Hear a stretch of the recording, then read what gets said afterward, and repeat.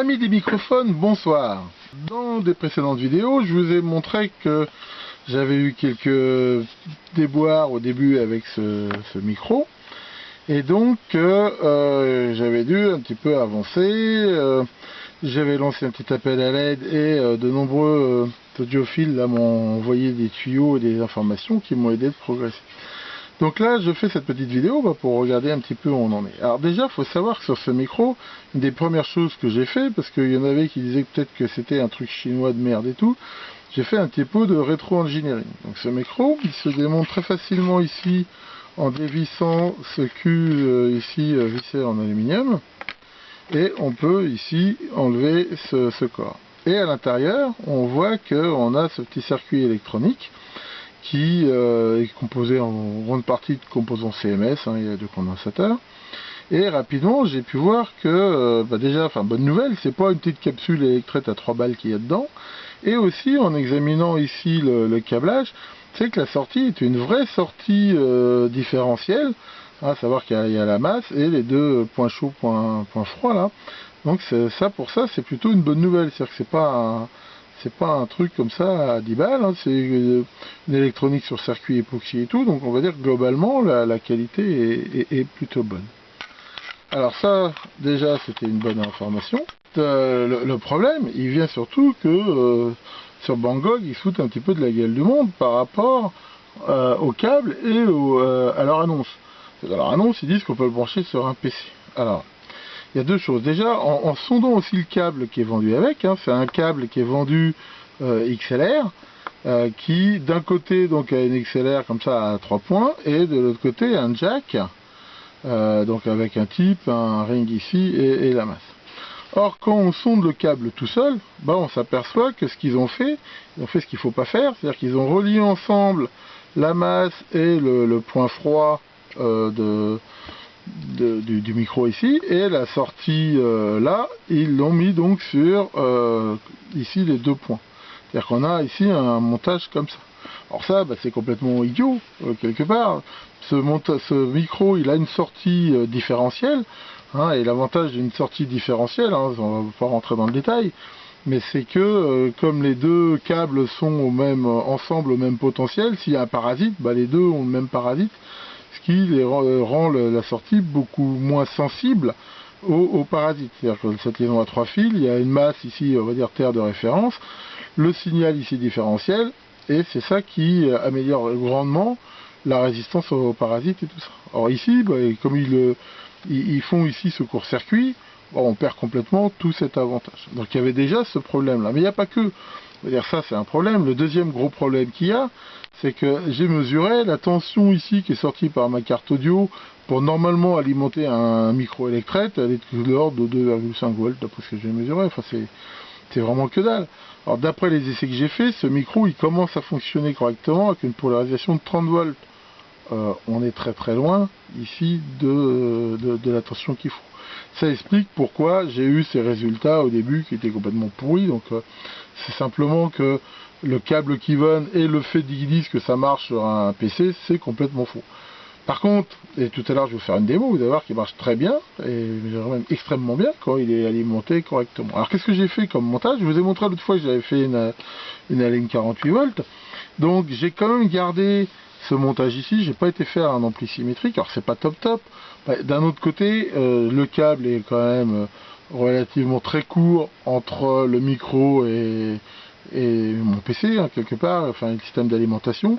En même temps, je suis quand même pas dans un environnement comme une scène avec beaucoup de parasites et des choses comme ça. Donc pour l'instant, j'ai gardé ce montage, mais ça n'empêche pas que c'est quand même pas une bonne idée. Je suis sûr que sur des câbles plus longs, des trucs plus parasités, c'est pas top. Enfin ici, on va dire que ça c'est acceptable. Par contre, il a fallu que je branche mon alimentation. Donc ce que j'ai fait, c'est que là j'ai mon alimentation de 48 volts. Ici, donc il y a le micro qui arrive. Donc grâce à ce système-là, avec deux fils, la masse, on va dire le point froid relié et le point chaud, je l'ai ici alimenté avec un 48 volts, dans lequel j'ai fait très attention à avoir un très très bon filtrage. J'ai mis un filtre avec des sels, des trucs comme ça, avec une résistance, je ne me rappelle plus de 6,2 ou 6,8, enfin a priori c'est normalisé par rapport à ça. Ensuite, bien sûr, il a fallu mettre un condensateur pour couper la composante continue pour ma carte son. Alors ici j'ai trouvé dans mes réserves un 10 microfarad mais pas polarisé, hein, pas un chimique du tout. Et ça bah, c'est plutôt bon, hein. Ces condensateurs là ils sont excellents, ils ont un ESR même bien plus bas que le meilleur des condensateurs chimiques que je peux avoir. Donc ici j'ai mis ça, et avoir une capacité si basse, bah, ça me donne l'avantage d'avoir une très bonne bande passante, on va dire, dans les basses. Bon, a priori, d'après ce que j'ai vu sur les schémas, la valeur c'est plutôt dans les 4,7, enfin à la limite c'est plutôt bon. Et après bien sûr, hein, et sur l'excellent conseil d'un internaute, j'ai mis ici 2 diodes Zener branchées comme ça, de telle façon à limiter ici les surtensions. En effet, les 48 volts, au moment où je branche, ça peut donner ici un super pic qui en effet pourrait peut-être détruire ma carte son. Donc ici j'ai mis 2 Zener de 2,4 volts montés comme ça, ce qui limite à 2,4 plus le seuil, on va dire à environ 3 volts, la tension ici maximum qu'il peut y avoir. Alors ça gêne pas le signal audio, parce que lui il a une tension qui est bien plus basse normalement, mais ça limite les surtensions. Et après ici bah, j'ai branché ça sur la pointe de mon jack. J'ai pas branché l'anneau ici, parce que j'ai pas besoin de la polarisation. Et ici bien sûr la masse, je l'ai branché sur. Et grâce à ça, comme vous allez le voir, hein, parce que je vous ai fait une petite démo là, on a vraiment une qualité de son qui est bien meilleure que ce que j'avais avant. Donc voilà, je vais vous faire écouter ça. Donc voilà le moment tant attendu du test. Et donc j'en profite là pour vous mettre la page de ce micro. On voit qu'il coûte pas cher, hein, 12,02 €, c'est vraiment pas vraiment excessif. Et comme vous pouvez le voir, la qualité du son par rapport à ce que j'avais avant quand je faisais ce genre de vidéo, ça n'a rien à voir.